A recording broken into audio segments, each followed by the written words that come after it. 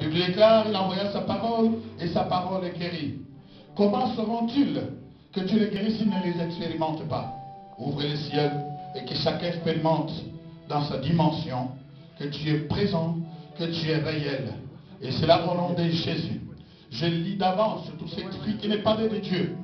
Tout esprit qui ne confesse pas le nom de Jésus dans cette salle soit terrassé au nom de Jésus.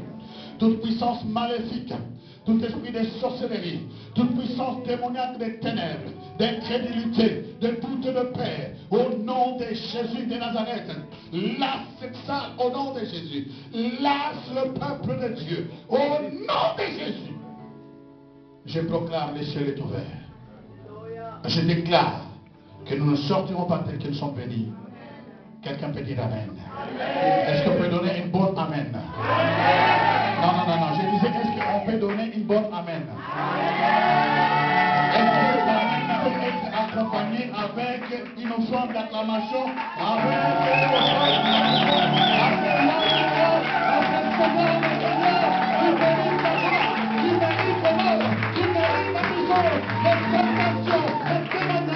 Au siècle des siècles. Amen. Prenez part dans la présence du Seigneur. Que Dieu soit glorifié. Nous allons faire un parcours ensemble par rapport à ce texte. Tout d'abord, laissez-moi dire que le Saint-Esprit est là, qui nous encourage. Et je viens cet après-midi pour nous encourager. Amen. Et c'est vrai, des fois on passe des moments où on pense qu'on est seul. Mais laisse-moi te dire, tu n'es jamais seul. Et tu ne seras jamais seul. Tu ne seras jamais seul. Dieu est avec toi. Même si tu ne le sens pas, il est avec toi. Et il n'est pas avec toi comme spectateur. Il est avec toi comme acteur. Alléluia. Est-ce que quelqu'un le croit? Alors, pendant que je méditais pour partager ces temps merveilleux ensemble, je me suis dit, on est arrivé au mois de novembre, donc d'ici peu de temps, nous allons affranchir la ligne d'arrivée de 2014 et pour rentrer dans la ligne de départ de 2015. Peut-être parmi nous, il y a des gens qui, peut-être ils ont fait de veille au Seigneur, et d'autres peut-être ils ont sémé je ne sais pas quoi, et ils attendaient une grande réponse au Seigneur, mais peut-être ils n'ont rien vu. Mais laisse-moi te dire une chose. Si tu ne vois pas, cela ne veut pas dire que ça n'existe pas. Alléluia. Si tu ne vois rien, cela ne veut pas dire que ça n'existe pas. Est-ce que tu me comprends? Il y a des choses qui se passent dans le monde spirituel. Il faut avoir les yeux spirituels pour se connecter. Il fallait qu'un Élie dise à son serviteur, au 7e fois, il dit, va, j'entends le bruit de la pluie. Mais qu'est-ce qu'il avait vu? En fait, il n'avait rien vu de grandeur. Une nuage à la forme de la paume de main d'une personne. Qu'est-ce que c'est? Ce n'est rien. Mais il savait. Le petit signe que tu peux voir annonce la pluie qui va venir très bientôt dans ta vie. Amen. Alors, dans ce texte qu'on vient de lire, la Bible nous parle, commençons dans le chapitre 7 d'abord. Tout le chapitre 7 au verset 1, la Bible nous dit que Jésus rentra à Capernaum. Alléluia. Il rentra à Capernaum. En Capernaum, ce soir, donc, je vous parle d'une fête qu'on ne fait pas beaucoup attention. Je parle de la fête d'Hanouka. Hanouka. Disons ensemble Hanouka. Si vous voulez bien, c'est la fête des chandeliers en français. Alléluia. Hanouka, c'est en hébreu. Donc, cette fête, des fois, on ne fait pas attention à cela. Donc, Jésus rentre en Capernaum. C'est une fête qui était célébrée à Jérusalem pour 7 jours, pendant 7 jours. Par contre, en Capernaum, cette fête était observée, il n'avait pas tellement d'importance. Et c'est pas que ça n'avait pas d'importance, mais il prenait seulement un jour pour fêter cette fête. Mais alors qu'à Jérusalem, il passait 7 jours. Suivez-moi très bien. Il se passa que Jésus arrive à Capernaum, donc dans cet endroit où la fête n'était pas célébrée 7 jours. il y avait des miracles qui s'est passé. Il y a un officier qui s'approche de lui. Il envoya ses agents pour appeler Jésus. Et puis les gens en courant, je dis Seigneur, il mérite cela parce que c'est lui qui a même construit les synagogues. Donc il mérite que tu puisses aller le voir et guérir. Et cet homme ne cherchait pas sa guérison à lui-même. Alléluia. Oh, si on trouvait des PDG aujourd'hui comme ça. Voilà pourquoi Dieu veut qu'il y ait beaucoup de chrétiens qui puissent avoir des promotions, qui soient des PDG, qui soient des gens qui ont dans les sommets, qui sont dans les gouvernements. Parce qu'ils auront un cœur comme cet homme ici. Jamais dans nos compagnies qu'on voit ici, si tu es malade, les patrons pour te dire, écoute, il perd mon temps. C'est mieux qu'il meurt, comme ça je remplace quelqu'un d'autre. Je prie aujourd'hui que quelqu'un, que nos jeunes puissent aller au-delà. Que les écoles prospèrent au nom de Jésus. Écoutez-moi, jeune homme, ne t'arrête pas à te précipiter à travailler, mais pousse au-delà. Là où nous ne sommes pas arrivés. Nous étions arrivés ici avant pour vous préparer les chemins. Quand nous sommes arrivés ici, on n'avait pas la possibilité d'étudier. Mais nous avons préparé les chemins pour vous. C'est à vous, la jeunesse, que vous devez faire des percées. Et des percées en tel point que vous êtes que je veux faire la différence dans ce pays. Si les derniers autrefois ont fait la différence, vous pouvez faire la différence. Alléluia. Visez très haut. Ne restez pas en bas. Ne pensez pas seulement travailler tout de suite pour avoir l'argent. L'argent finira. Mais les postes vont t'honorer un jour. Et tu auras la possibilité de parler à Jésus. Tranquillement. Alors cet homme ici, la Bible nous parle que lorsque Jésus arriva, il dit, Seigneur, ne viens même pas ici. Dis un seul mot. Mon serviteur guérira. Un seul mot de la part. Bref, Jésus se retourna et dit, même en Israël, je n'ai jamais vu une foi comme cet homme ici. Il dit, mais oui, parce que je connais l'autorité. J'ai des gens qui sont subalternes.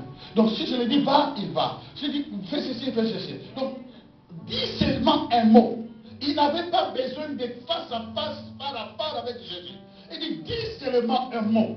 Il n'avait pas besoin que Jésus entre. Non. Mais si ce soir, ou cet après-midi, tu es là, tu dis, mais je n'ai pas besoin de voir un grand homme de Dieu. Seigneur, là où tu es, dis seulement un mot aujourd'hui. Dis seulement un mot pour ma vie. Dis seulement un mot pour cette année qui est en train de finir. Dis seulement un mot pour l'année qui est en train de venir. Je suis prêt et prête de recevoir cela. Si tu es prêt et prête, aujourd'hui c'est ton jour. Je dis qu'aujourd'hui c'est ton jour. Que ta foi commence à augmenter. Jésus dit, même en Israël, je n'ai jamais vu une foi comme ça. Écoutez, si nous regardons dans la Bible, si on les rassemble, on peut voir à peu près une vingtaine de miracles que le Seigneur a fait. Dans ce vingtaine de miracles, il n'y a qu'à peu près de 2 ou 3, si j'exagère, qui a été fait que Jésus lui-même a fait sans demander à la personne. Mais tout le reste, les gens avaient la foi. Les gens ont déplacé leur croyance, ils ont fait augmenter même la barre, monter la barre. Là où Jésus était, vous savez, Jésus est Dieu. Il était 100% Dieu et 100% homme. Mais lorsqu'un homme arrive à faire étonner Dieu, donc ça veut dire que toi aujourd'hui tu peux faire étonner Dieu. Ta foi peut faire étonner Dieu. Un Dieu qui s'étonne. Ça veut dire que cela est possible aujourd'hui. Si Dieu s'étonne, les choses qui étaient impossibles, laisse-moi te dire cet après-midi, je ne parle pas de demain, cet après-midi tu as ta réponse. Je dis que cet après-midi tu as ta réponse. Cet après-midi tu as ta réponse. Je répète, cet après-midi tu as ta réponse. Et la réponse est donnée à ceux qui disent, dis seulement un mot. Come on. Un seul mot me suffit aujourd'hui. Un seul mot. Un seul mot. Alors l'histoire continue. Et puis à un certain moment, Jésus parle. Il parle de Jean-Baptiste. Lorsqu'il parle de Jean-Baptiste, il dit, mais qu'est-ce que vous étiez en train de partir voir? Il dit, un prophète. Et Jésus dit que c'est plus qu'un prophète. Jean-Baptiste est là que je vous parle. C'est plus qu'un prophète. Parmi tous ceux qui sont nés de femmes, il n'y a personne comme lui. Il est le plus grand prophète que le monde n'a jamais connu. Dans sa façon de naître, qui était miraculeux, Zacharie et Élisabeth, vous connaissez, n'est-ce pas, l'histoire, qui était stérile. Alléluia. Amen. Dans sa façon d'être et dans sa mission, parce que lui, il devait introduire le Messie Hamashiach. D'accord, on ne va pas tarder là, parce que ce n'est pas notre don. Je suis juste en train de préparer les TB pour tomber ou me rabattre dans le texte que nous avons dit cet après-midi. Alors la Bible nous parle, il a parlé, il a expliqué aux gens. Il dit, mais cet homme-là, si vous allez voir des gens qui sont bien vêtus, ils sont dans les palais royaux, c'est dans la ville. Mais lui, il habite dans les déserts. Même sa façon d'habiter, il n'était pas parmi les hommes. Sa nourriture n'était pas sécure. Donc il est plus que tous les prophètes. Mais Jésus dira, écoutez-moi très bien, écoutez-moi très bien. Dis à quelqu'un, écoute très bien ce qui ça va faire. Dis, écoute très bien ce qui ça va faire. Jésus dit, relève à la maison. Il dit, mais le plus petit qui est né dans le royaume est plus grand que Jean-Baptiste. Come on. J'ai des problèmes à comprendre ça. Je vais les diminuer parce qu'il y a seulement des aigles qui ont arrêté ça, qui ont réussi quelque chose. Amen. On va monter avec les poules maintenant. Alléluia. Il dit ceci. Jean-Baptiste, le prophète, que tout le monde craignait en Israël, est plus grand que tous les prophètes depuis l'Ancien Testament. Que ce soit les Moïse, que ce soit les Élisée, les Élie, les David. Jésus de sa bouche, il dit, Jean-Baptiste est plus que tous les prophètes. Dans sa nature, dans la façon de devenir, dans sa mission, dans sa façon de se comporter, il était plus que tous les prophètes. Mais il dit ceci. Mais le plus petit qui est né dans le royaume de Dieu. Donc cela veut dire quoi? Si quelqu'un accepte Jésus comme son Seigneur et Sauveur, il est plus grand que Jean-Baptiste. My God. Cela veut dire que si tu reçois Jésus dans ta vie, tu es plus que les... Tu es plus que... Aidez-moi à prêcher. Donc, si tu reçois Jésus dans ta vie, nous ne sommes pas dans une alliance où les sangs de bêtes étaient versés. Mais nous sommes dans une dimension de l'alliance où les sangs d'une personne, les sangs de quelqu'un qui n'a pas connu le péché, les sangs de quelqu'un qui était né, il est Dieu. Et les sangs de cette personne-là a coulé jusqu'à son dernier goutte. C'était pour toi. Il dit que lorsque tu le reçois dans sa vie, tu es né de nouveau. Moïse n'était pas né de nouveau. David non plus. Tous les prophètes pas. Mais toi qui reçois Jésus, tu es devenu une nouvelle créature. Vous savez, dans le corps de Christ, beaucoup ne savent pas qu'est-ce que ça veut dire une nouvelle créature. Ça veut dire que c'est comme si, dans les Zoé, qui est la vie de Dieu en grec, la vie de Dieu vient à toi. Cela veut dire quoi? Le jour où tu reçois Jésus, le Père, le Fils et le Saint-Esprit déménagent du ciel, il vient à faire une demeure dans ta vie. Il habite en toi. Est-ce que vous comprenez cela? Seigneur, aide-moi à donner le monde qu'il faut. Écoutez, le Père, dont le Créateur, dans son aisance, quitte les cieux, le Fils, dans toute sa nature et sa puissance, pendant qu'il était sur la terre, avant de mourir, il ressuscitait les morts. Avant de mourir, il purifiait les lépreux. Avant de mourir, il faisait voir les idoles. Tous les miracles, il multipliait le pain. Tout était possible avant de mourir. Alors qu'il travaillait sur le crédit du Père, avant de payer lui-même sur la croix. C'est Jésus-là, lorsque tu l'acceptes, c'est une réalité. Il vient habiter en toi. Il fait de toi sa demeure. Et le Saint-Esprit qui est feu, le Saint-Esprit qui est incontournable.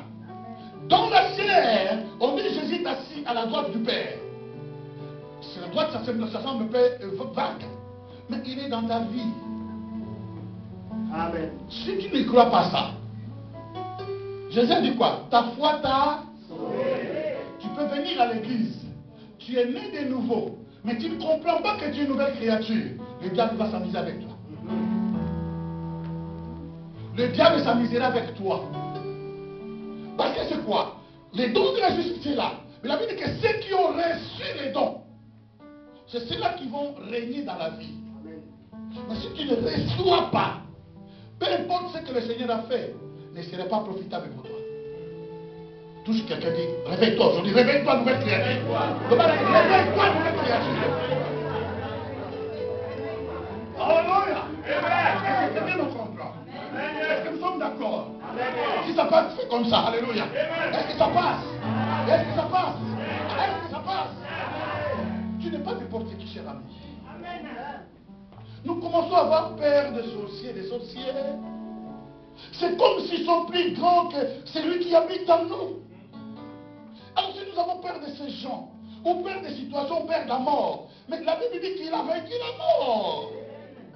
Alors ces genres de choses-là, où mettons-nous le sacrifice de Jésus? Délivrance ici à gauche, délivrance à droite. Donc on a l'esprit, donc on a la conscience du péché.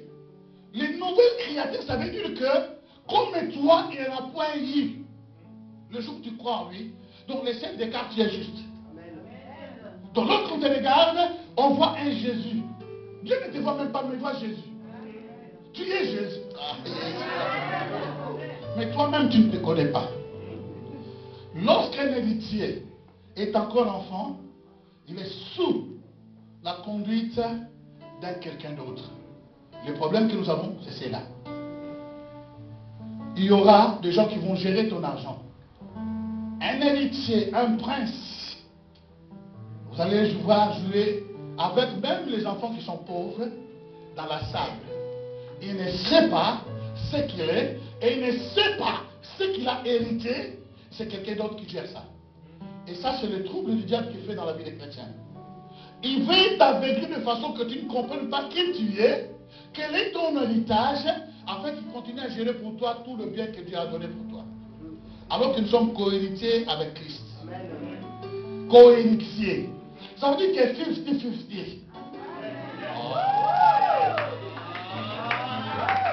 Est-ce que quelqu'un me comprend? Est-ce que quelqu'un me comprend? Non, mais est-ce que quelqu'un me comprend? Co-héritier. 50-50. Lorsque le Père donne à Jésus la puissance, il me donne aussi la puissance. Lorsqu'il donne l'onction, il me donne aussi l'onction. Lorsqu'il donne l'argent, il donne aussi l'argent. Ce n'est pas moi qui l'ai cherché. Lorsque ces choses étaient écrites, je n'étais même pas né. Mais c'est Dieu qui l'a écrit dans ce livre, en disant, tu es mon héritier et co-héritier avec mon fils Jésus. Donc il parle de cette histoire. Alors, quand il arrive, il dit, voilà pourquoi tous ceux qui ont entendu parler de Jésus, il dit, même les publicains ont justifié Jean-Baptiste par son baptême. Ils se sont fait baptiser. Mais les pharisiens qui ont refusé le baptême de Jean-Baptiste ont fermé à leur égard le dessein de Dieu. Mais laisse-moi te dire, lorsque tu rentres dans les eaux de baptême, il y a des gens qui pensent que c'est seulement des blagues, qu'on peut rentrer comme ça et c'est fini. Non, non, non, non. C'est un symbole qui est très puissant. C'est une réalité céleste qui est une véritable que le diable n'aime pas. Est-ce qu'il y a-t-il des gens qui ne sont pas baptisés encore ici? Je ne parle pas de quelques gouttes quand tu étais bébé qui a crié. Je parle par immersion. Y a-t-il des personnes qui ne sont pas baptisées par immersion? D'accord. Le prochain, 2, 3. Inscrivez-vous après ce culte chez le pasteur.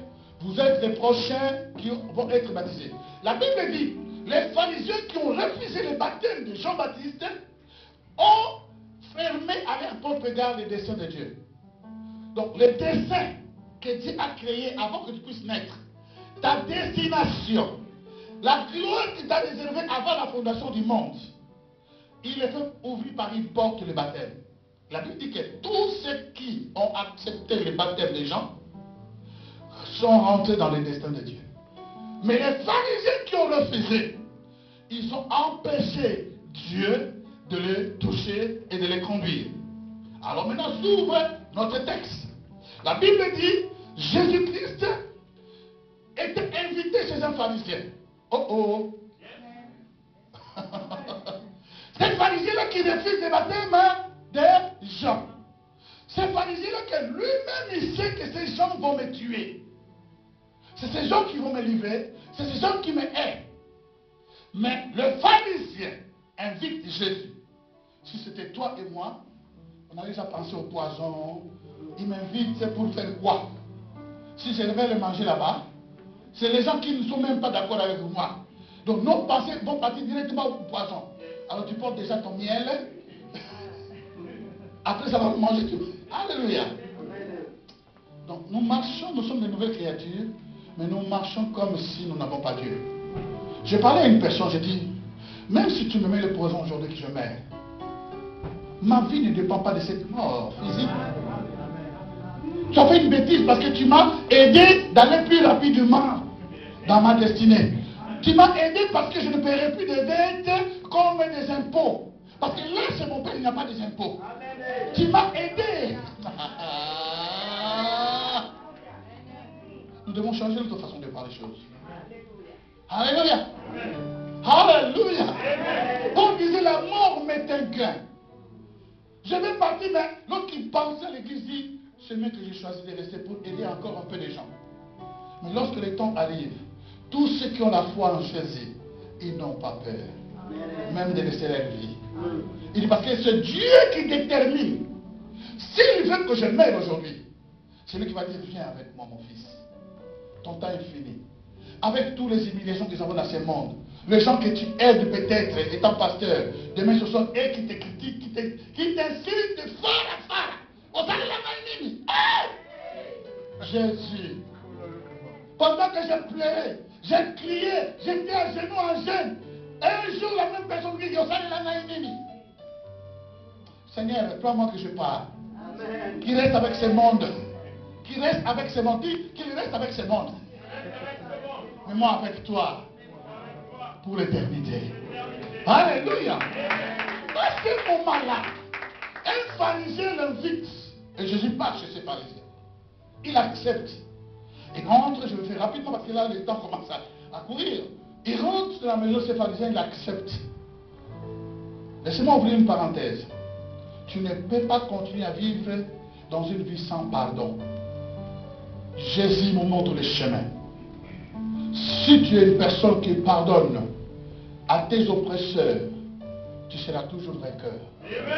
Tu ne seras jamais la queue, tu seras toujours la tête. Tu sais très bien que ces gens me créent des problèmes. Mais lorsqu'ils t'appellent, tu es là. Le monde va t'appeler comment? En légal, on dit Yuma. Yuma, je ne sais pas en anglais comment on appelle ça. Hein? Yuma en anglais. Yuma, ça veut dire une personne sans identité. Il fait n'importe quoi, il accepte n'importe quoi. Les gens dans le monde vont te critiquer, dire que tu es n'importe qui, n'importe quoi. Parce que telle personne t'a fait ceci, et tout. Jésus n'est pas comme ça. Même sur la croix Golgotha, les gens qui l'ont crucifié, il dit, Père, pardonne-leur, ils ne savent pas ce qu'ils font. Oh, Jésus. Comment tu peux dire ça? Ils savent ce qu'ils sont en train de faire. Ils sont en train de mettre les coups dans tes mains, Seigneur. Il y a des gens qui jaculent sur la tête, la couronne de paix, la Bible dit qu'il a été frappé de façon, a été déformé. On ne pouvait plus le reconnaître dans cette souffrance. Il crie, Père, pardonne-leur. Ils ne savent ce qu'ils font. Une église qui ne sait pas pardonner n'ira nulle part. Un chrétien qui ne sait pas pardonner tournera en rond. Alléluia. Alléluia. Le pardon que tu libères, la protection pour ta vie. Ils vont te chercher, mais ils ne te trouveront pas. Parce que ta force demeure sur le pardon. Si je suis debout aujourd'hui, je connais le mystère du pardon. Mon cœur est déjà prêt. Avant même que quelqu'un me fasse du mal. Donc même s'il me fera du mal, ça ne me touchera pas trop. Je vais souffrir pour un temps parce que j'ai la chair aussi. J'ai la viande. Alléluia. Si je me dis que ça fait mal, pas mal, je mens. Parce que mal, ça fait mal. Mais le principe de Dieu, lorsque tu détournes comme ça fait mal, et que tu bénis la personne, c'est toi qui es vainqueur. C'est toi qui es vainqueur.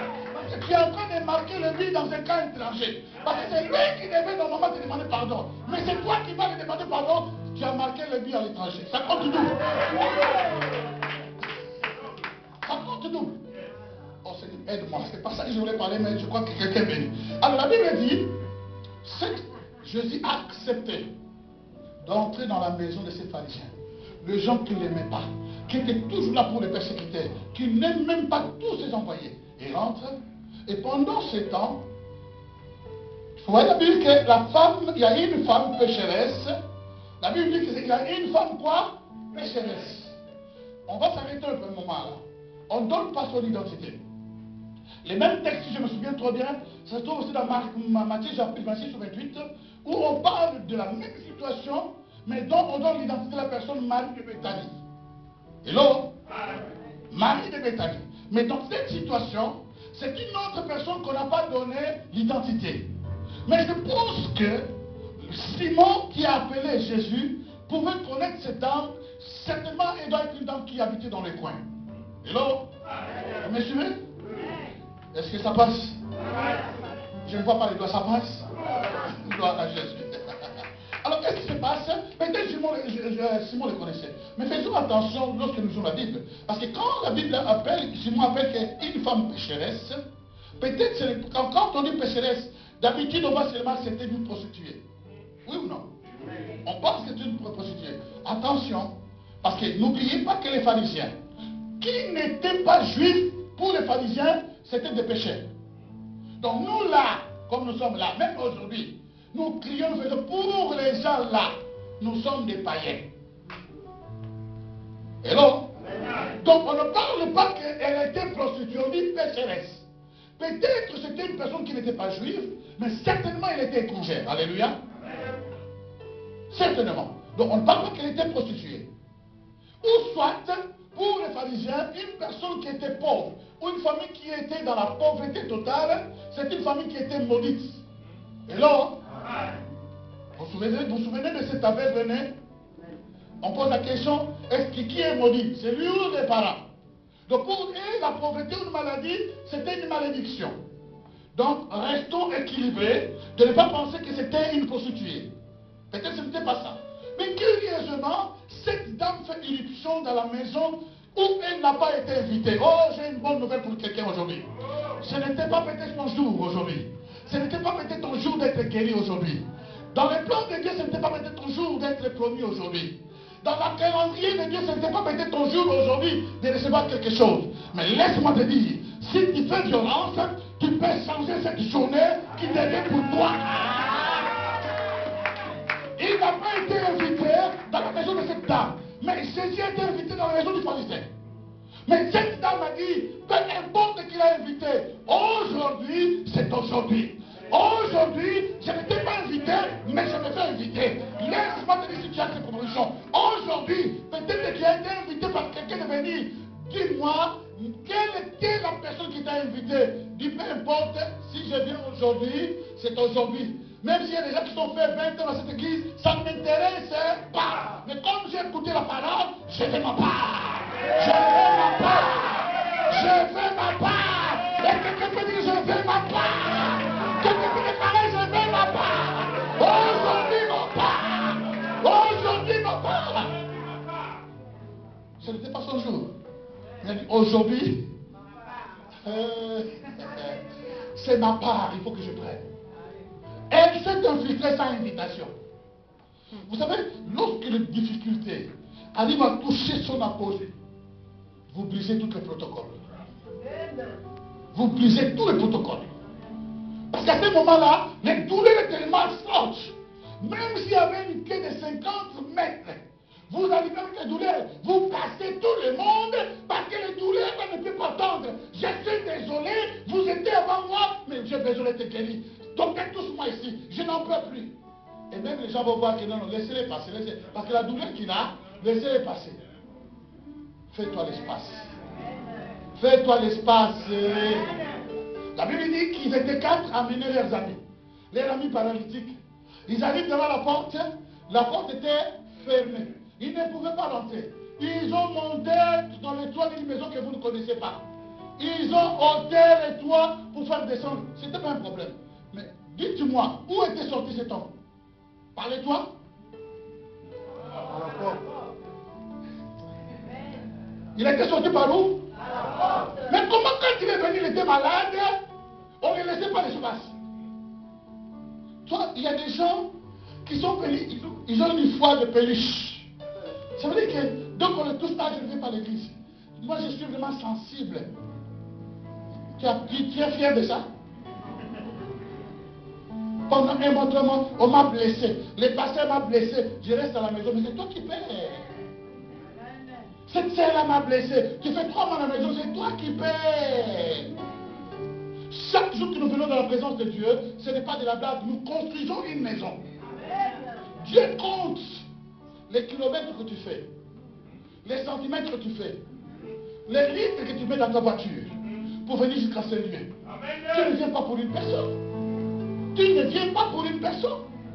Avec cette foi de péniche, moi je suis. Vous savez, les péniches sont tellement doux, donc je suis tellement sensible. Ta sensibilité risque de t'amener en affaire. Et là, vraiment, tu vas crier. Tu rentres là, je suis sensible. Je suis sensible. À la maison, 3 mois, je suis sensible. Quelle est cette sensibilité? À la maison, 4 mois, je suis sensible. Tu vas rentrer dans le avec la sensibilité.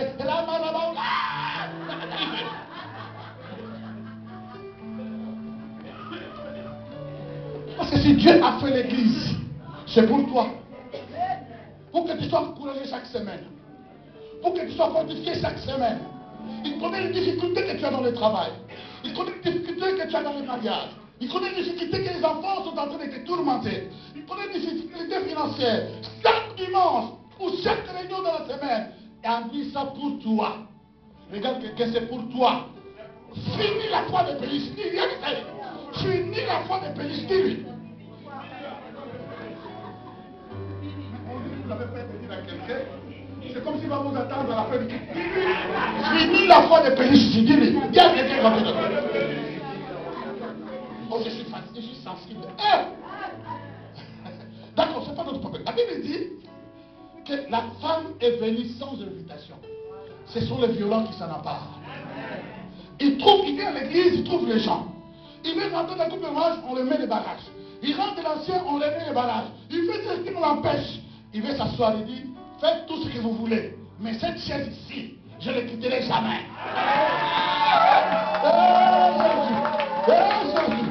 Je ne quitterai jamais. Chaque jour, je suis là. Même si je n'ai pas quelque chose à faire. Je ne suis pas ancien, mais je sais prier là. Je ne suis pas diacre, je sais prier là. Rima Kondorobosika. Je ne suis pas dans le couple de moi, mais je sais qui je suis. Je sais qui je suis. Et pourquoi je suis à l'église? Je ne suis pas à l'église pour des places, mais je suis pour les servir. Ma présence, c'est sa joie. Et sa joie revient en force pour moi. Gloire à Jésus. Gloire à Jésus. Et là, nous atteignons une rythme mature. Oh, que Dieu soit loué. Elle s'est invitée elle-même. On ne l'a pas invitée. Elle est rentrée. Et la Bible dit, elle vient au pied de Jésus. Parce qu'à l'époque, lorsqu'il mangeait d'une façon à plat ventre. La nourriture était devant. Le pied était derrière. Ça veut dire qu'il ne faisait pas attention. Parce que, dites-moi, même vous-même, tu as devant toi un plat de mica. Tu as devant toi le poulet fumé. Tu as devant toi la semoule. Tu as devant toi la sauce là qui saute au nez. C'est comme si il va arracher tout. C'est devant toi. Est-ce que toi tu te préoccupes de ce qui se passe au pied? Tout le monde était concentré à la nourriture pendant qu'il mangeait. Vous savez, les gens, ils peuvent avoir de bonnes idées, mais ils ne savent pas trouver le bon moment. Alléluia. Voilà pourquoi les idées sont refusées sur les pasteurs, sur les diacres, parce que vous avez de bonnes intentions, mais vous ne savez pas quand le placer. Lorsqu'ils étaient en train de manger, c'est à ce moment la femme fait un réflexion. Derrière le pied d'une personne qui a marché, avec des sandales, donc ça veut dire qu'il y avait des poussières. Elle est venue derrière. Elle a commencé à pleurer. Elle pleure, elle pleure, elle pleure. Et ses larmes tombaient sur ses pieds. Et à un certain moment, elle a commencé à essuyer par ses cheveux. Vous savez, les cheveux d'une femme, c'est sa gloire. Alléluia. Nous avons un problème, nous les Africains, on n'a pas de cheveux qui, quand on fait comme ça tombe de partout. Alléluia. Du fait comme ça s'attache. Ça s'accroche. Mais heureusement, il y a un système qui est sorti là. Vous allez voir quelqu'un, il est là comme ça. Ce n'est pas à toi, c'est un prêt. Nous connaissons cette histoire. Alléluia. Nous connaissons l'histoire. Un jour, on était dans une fête, je citais pas les classés, on était en train de danser dans une église africaine, mais il y a beaucoup des Européens. Et puis il y a une fête qui a perdu 3 mèches. Des rastas. Elle a perdu 3 mèches. Quand il a perdu ces mèches, il y a un Européen, il a ramassé, il dit, ma sœur, tu as perdu les cheveux. La sœur dansait, il regarde, non, c'est pas à moi.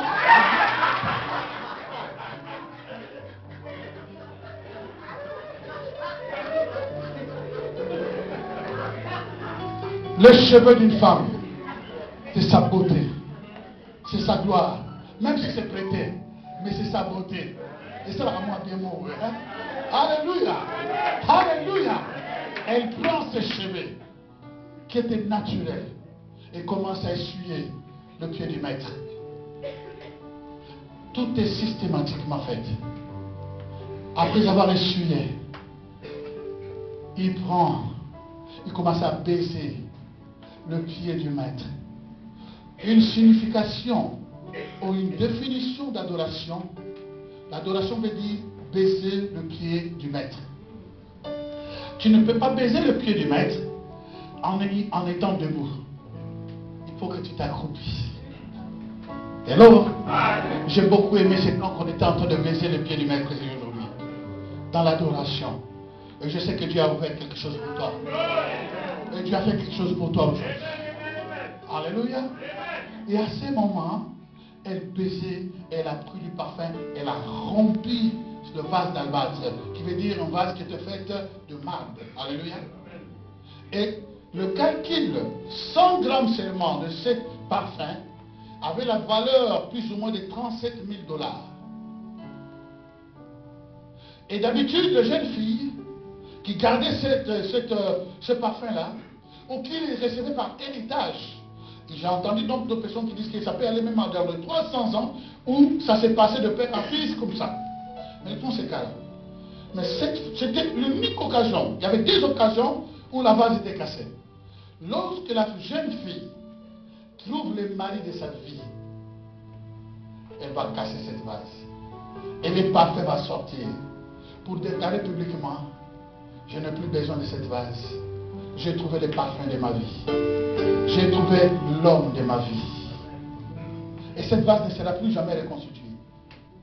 Ou c'était dans le cas où le mari ou la femme a gardé, pendant le mariage, gardé cette vase le jour où son mari va mourir. Il y a 2 choses.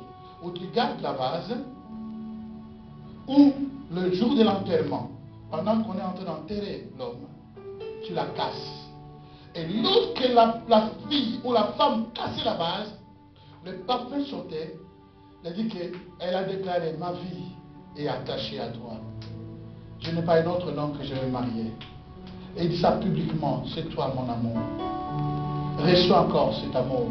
Et ne regarde pas la valeur de ces parfums, mais regarde la valeur de la personne à qui il a donné son amour. Alléluia. Et à ce moment-là, les gens savaient que l'amour a été déclaré. Cette femme, on appelle pécheresse. Peut-être elle était prostituée, d'accord.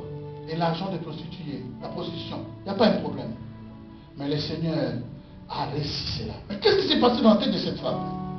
Elle a raisonné, dit, mais si cet homme accepte le rendez-vous d'aller dans la maison d'un pharisien, il ne peut pas me refuser, quels que soient mes péchés. Je ne sais pas, peut-être tu es là à sonner parce que tu étais tombé une fois et tu as peur de confesser. Il y a une parole pour toi. Ne crains rien. Dieu ne te condamne pas. Il est venu relever ceux qui sont tombés. Il dit dans sa parole, le juste tombera 7 fois, mais 7 fois va le révéler. Ne restez pas assise parce que le diable va continuer à t'écraser par des condamnations. Toi, tu ne peux plus rien faire. Tu es inutile. Tu es ceci et cela. Mais Jésus vient aujourd'hui et dit, tu es ma fille, tu es mon fils, je vais payer pour toi, je te tiens par la main, lève-toi, là où tu es, sors de cette histoire et va-t'en maintenant faire ce que tu n'as pas pu faire. Tu vas te relever avec une nouvelle force. Hello? Alors si je peux aller, juste pour aller conclure un peu, je n'ai même pas touché cette fête. Pourquoi? Cette dame a reçu une révélation. Je peux avoir 10 minutes, s'il te plaît? Dans le temps, merci. Sinon, si je peux laisser. Hein? Même 15. Alors, cette dame vivait dans une expectative. Dans cette période-là, c'était la même période que nous sommes aujourd'hui. Novembre, décembre. Je vous ai parlé de cette fête de Chandelier, qui est le 25e jour de Kislev, qui est dans notre calendrier du mois de novembre. Voilà pourquoi quand je méditais quelle parole donner, je dis, c'est une parole peut-être jusqu'au 31 décembre, on se verra plus. On ne sait plus quand on va se voir. Je vais te donner une parole qui va t'aider à finir l'année, mais aussi à affronter l'année nouvelle avec de nouvelles perspectives. Amen. Alléluia. Amen. Alors, c'était une fête qui se faisait entre le 25, l'autre qui dit le 28 novembre jusqu'au 5 décembre. Donc c'est dans la même période que nous vivons. Et 7 jours à Jérusalem. Donc cette dame a reçu une révélation. Pourquoi? Qu'est-ce que cette fête? Laissez-moi vous donner une petite histoire. La fête des chandeliers, c'est quoi? Ou la fête d'Hanouka, c'est quoi? C'est une fête où Dieu a donné la victoire à son peuple. Vous savez, dans la première construction du temple, Dieu était l'auteur et ce temple était sur l'ordre divin. Le premier temple. Et ce temple a duré pendant 410 ans. Et là, a résisté pendant 410 ans. Personne ne pouvait le toucher. Mais les Juifs, quand ils ont refusé, vous connaissez l'histoire, ils étaient déportés, ils étaient portés à la déportation. Pendant 70 ans, c'est là où les Daniel intervient, vous connaissez l'histoire. Alléluia. Pendant 70 ans, le peuple d'Israël était éparpillé partout dans le monde entier. Mais Dieu a fait grâce. Après 70 ans, ils sont retournés à Jérusalem pour bâtir le deuxième temple. Mais cette fois-ci, ce temple-ci, ce n'était pas dans l'ordre divin de Dieu. C'était le peuple qui avait à cœur de recommencer, de rebâtir encore ce qu'ils avaient dans leur mémoire. Mais ce n'était pas Dieu. Et la preuve en est que ce temple-là, pendant qu'ils le construisaient, pendant que ce temple était là, Israël était sous la domination des Grecs, des Syriens, des Romains et de tout le peuple que vous pouvez imaginer. Alléluia. Mais pendant cette période-là, c'était la domination gréco-syrienne. Le grec qui partageait le pouvoir avec les Syriens dominait sur Israël, c'est-à-dire qu'Israël était esclave dans ce temple qui n'était pas comme le premier par rapport à Dieu qui a donné des instructions. Maintenant, qu'est-ce qui se passe? Il y a un prêtre, un souverain sacrificateur, et sa famille qui a eu une idée, dit non, on ne peut pas continuer comme ça. Pourquoi? Parce qu'il y avait une pesantère qui tombait sur le peuple, qu'on interdisait aux Juifs de pratiquer le Torah, d'observer les Shabbats et de ne plus même pratiquer la circoncision. Or, si vous enlevez la circoncision, c'est un Juif, vous le tuez. Hello? Alors, un prêtre, un souverain, vous dit non, non, non, assez, c'est assez. Assez, c'est assez. Il y a quelqu'un, l'esprit de quelqu'un cet après-midi est en train de dire assez, c'est assez. Si tu acceptes de te, comment dirais-je, de te plaire à ta situation ne changera jamais. Cette situation-là qui devient dure, tu vas dire aujourd'hui, assez, c'est assez. Si c'est en italien, tu dis basta. Oh, tu basta. Si c'est en allemand, tu dis today is finished. Finish. Alléluia. Léo Léo. Alléluia. Alors le prêtre là, il était seul. Et ses enfants rentraient dans cette aventure. Ils n'avaient pas des armes. Mais les Grecs et les Syriens, armés jusqu'aux dents, sans armes pour vous empêcher cela, allez étudier cette fête ici, vous allez comprendre. Sans armes, il a réussi à influencer les gens. Avec un petit nombre sans armes, ils ont renversé tout le pouvoir des Grecs et des Syriens et sont retournés à Jérusalem pour rentrer dans les temples que les païens occupaient. C'est la victoire. Dieu te donnera la victoire. Ne crains pas tes ennemis. Quelles que soient les armes qu'ils utilisent, qu'ils soient dans l'occultisme, qu'ils soient dans la sorcellerie, même toi tu n'as rien. Mais aujourd'hui tu peux dire, assez c'est assez. J'ai assez souffert de cette maladie. J'ai assez souffert de cette situation. J'ai assez souffert de cette condition. Aujourd'hui je dis, assez c'est assez. Lorsque tu te lèves sans armes, Dieu te donnera la victoire. Je ne dis pas demain mais aujourd'hui. Je ne dis pas demain mais aujourd'hui. Et sa fille Judith a eu un grand rôle dans laissons Judith, continuons. Bref, il rentre dans les temples. Quand tu rentres, retourne dans les temples qui étaient occupés par les païens. Vous savez les païens qu'est-ce qu'ils faisaient? Les sacrifices humains, ils faisaient n'importe quoi dans les temples de Dieu. Maintenant, ils retournent. Quand ils sont là, ils doivent maintenant, ils ont poli, donc ils polissent tout. Ils ont poli tout. Ils ont lavé, alléluia, purifié les temples. Ils ont purifié les temples par les Lévites ou les Cohens, alléluia. Ils ont purifié les temples. Après avoir purifié les temples, maintenant c'était le temps où ils sont arrivés devant le menorah ou le chandelier, alléluia.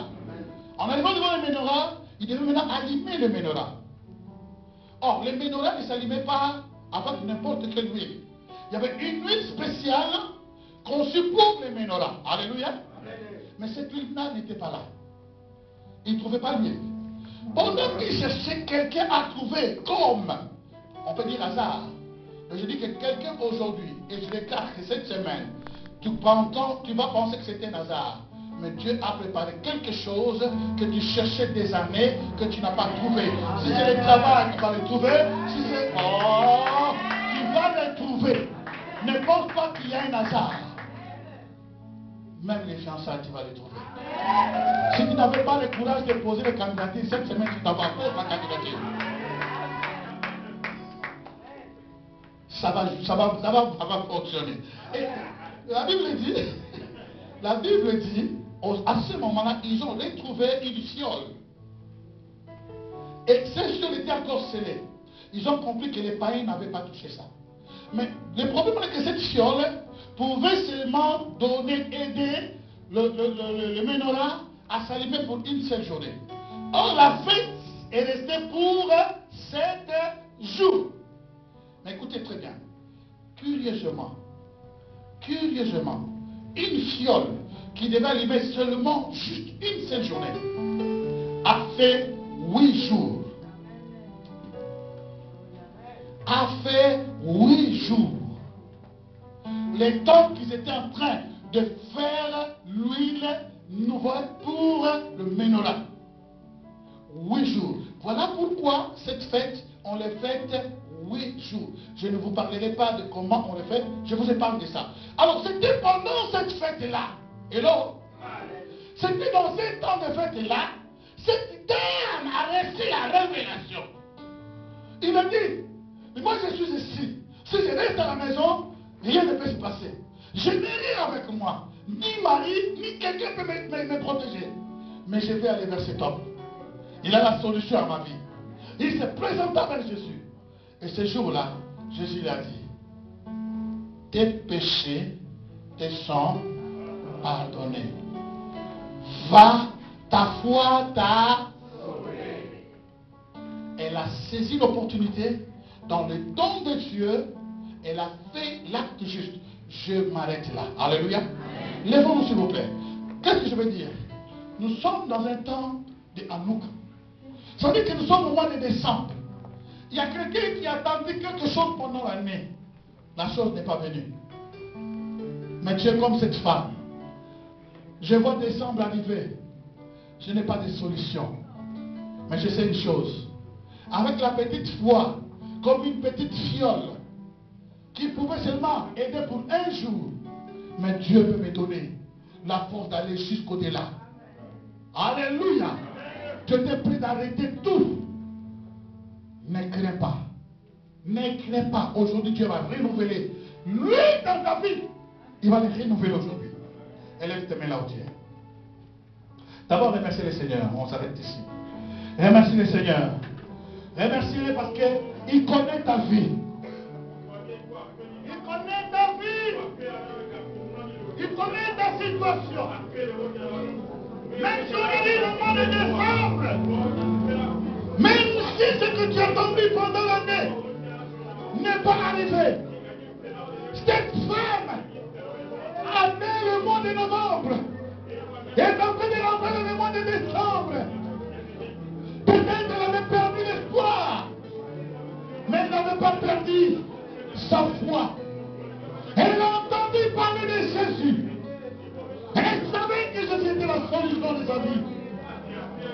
Tu t'amènes à croire. Ne compte pas les jours qui restent pour nous cette année. Mais compte la grandeur, l'amour, compte la puissance de Dieu. Compte la puissance de Dieu. Toute l'année qui a chômé. Compte la puissance et la grâce de Dieu. Toute l'année tu as entendu le Dieu n'est pas venu. Compte de la bonté et la grâce divine de Dieu. Tu as entendu d'être guéri. Ne perds pas espoir. Voici le jour. Aujourd'hui, ta guérison est là. Aujourd'hui, ta solution est là. Aujourd'hui, ta délivrance est là. Aujourd'hui, ta visitation est là. Les anges de Dieu sont en train de te visiter maintenant. Les anges de Dieu sont en train de travailler même dans ta maison maintenant. La solution est là. La solution est là. La solution est là. Au nom de Jésus.